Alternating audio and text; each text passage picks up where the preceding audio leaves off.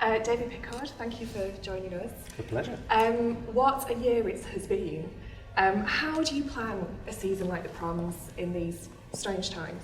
I think one of the strangest things has been that most of the programming we've actually had to plan between January and March this year, when of course we've been in complete lockdown. So it's a question of sort of being aware of the situation you're in at the moment, in the middle of a pandemic, but kind of a bit of looking to the future and trying to second guess where we will be in August and September. You know, as we speak now, there's still a bit of second guessing going on. So it's changing all the time. It's changing all the time. Even now. And you know, we've had to balance needing to set some decisions, needing to book artists, needing to finalise some programmes. We're leaving a little bit of space, a little bit of wriggle room to change things. You know, things are better, we'll change them one way. Things are not quite so good, we'll change them another way. For people who've never been to the prom before, what can they expect? Because I've seen all kinds of proms. I mean, I've seen Johnny Greenwood have music performed at the proms. He's in Radiohead, of course. I've seen, you know, top class international artists, people like Benjamin Grosvenor and Andras Schiff, and Bang on a Can. That was a fantastic prom. And you also play with the hall as well, don't you? There's a multi-dimensional aspect to the way these things are staged.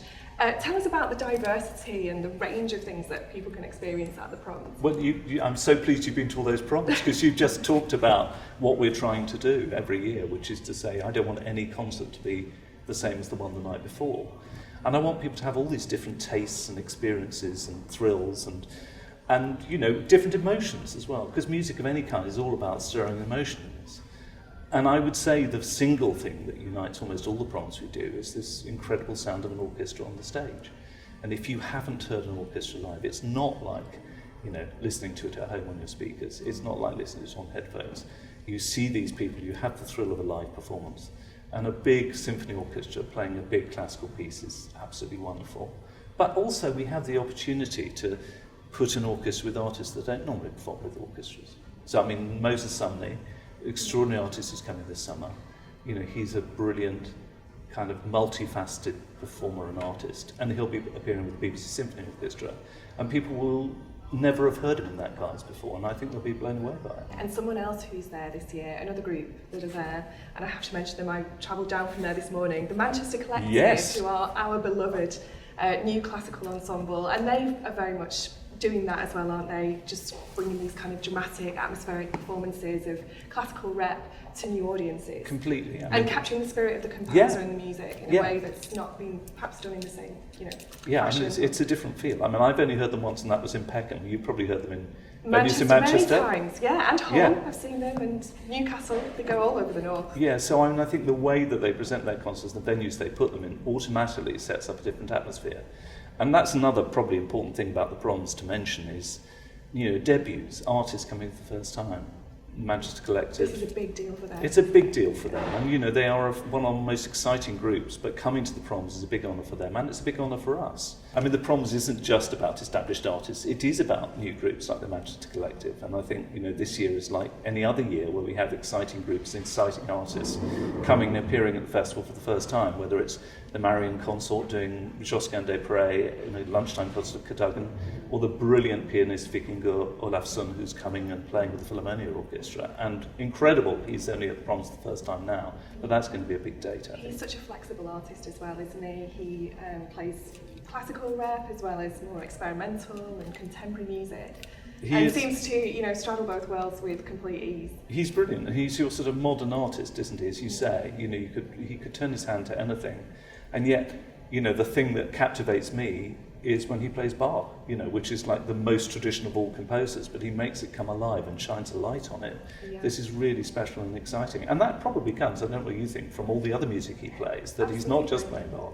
His music, his performance is reflected by the rest of his repertoire. Gives it a little shimmer, doesn't it? Yeah, it's absolutely. It's just a kind of atmosphere that you don't hear in performances of Bach elsewhere. Yeah, it's not dry and dusty, it's alive and fresh. You know, classical music comes from all over the world, and all of it is represented this year at the proms. And we should perhaps just mention new work as well, because new work is another area where, you know, you can commission a composer from a far-flung country. They don't need to be at the Albert Hall for their piece to be performed. I hope there will be, but you know, we can make the proms keep its international flavour through our new work. So there's going to be 4 mystery concerts as well. Do we get to find out what these are, or is this going to be announced later on in the season, or are you just giving yourself a little bit of wriggle room? Yeah, I mean, you know, we will wait and see what we do with those nights. And what I didn't want to do was to have to make a decision now about concerts that might be happening at the end of August and beginning of September. I mean, the Proms is a long period of time. Things are moving very, very fast. You know, I hope they move in a very positive direction and we can perhaps do something, at least on one of those nights, that would be more ambitious than we can plan at the moment. And let's enjoy the excitement of planning at the last minute. I mean, the Proms is normally planned 2 or 3 years in advance. For me, it's a bit of a kick to think, you know what, we could plan this at 4 weeks' notice if we really want to. Because if it's something exciting enough, people will come and see it. So I genuinely have no idea what those concerts will be, and I'm probably not going to think about it for another month. But it's nice to know they're there.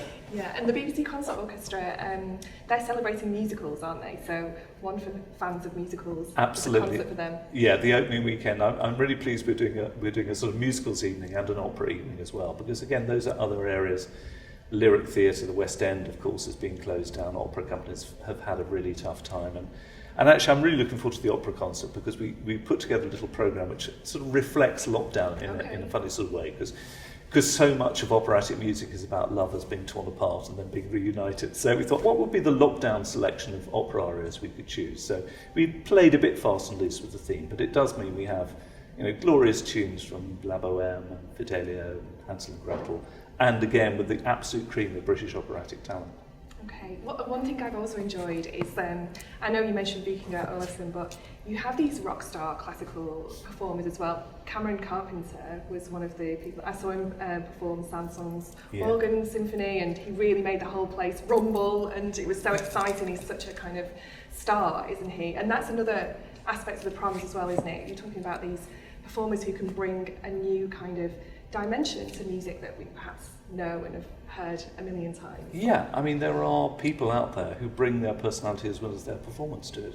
I mean, we have Ksenia Sidorova on the last night of the Proms, who's an accordionist. I think it's probably the first time we've ever had an accordion player at the last night of the Proms. Oh, okay. And she's one of those artists who is just, you know, has a personality that she brings as well as being a brilliant player, and just gives a different feel to the concert. And Mahan Esfahani. And Mahan, of course. Again, a superstar. Another superstar. And a harpsichord player. And a harpsichord player, and again, you know, not playing Bach, but playing contemporary music on the harpsichord. So that sort of mixing of different styles and throwing things up in the air and seeing which way they land is exciting. It's exciting to plan. I hope it's great for audiences to listen to. And for those people who've not been to the Proms before and they think this might be really expensive, you know, if you're going to the Royal Albert Hall and seeing an orchestra, it's a BBC event, is it affordable for everybody? Usually there are reduced tickets, aren't there? Absolutely. I mean, it's a key part of the Proms. Has always been that there's an accessible ticket price, and we'll have promming at £6 again this year, as we always do. We don't know yet where we'll be able to offer that in the Albert Hall, but I can absolutely assure people that there will be tickets that are very affordable for people. I think I just encourage everybody to keep in touch via Proms social media channels and via our website, just to check out when the tickets go on sale and how you can get them.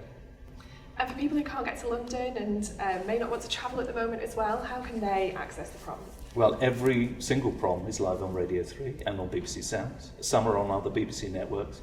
And as ever, there'll be a selection of Proms on BBC Television this summer. So, you know, there are lots of ways of being able to experience the Proms from home as well as live in hall. And it'll be such a treat to see some live music as well, won't it? It'll be amazing. I mean, I think people have missed that so much over the last year. And last year in the Proms, you know, we were able to put concerts on, but without an audience. So this year, to have an audience in the hall, there's going to be an amazing atmosphere because people are going to need and want to hear these concerts so much. So I'd say almost anything this summer will be a brilliant experience for people.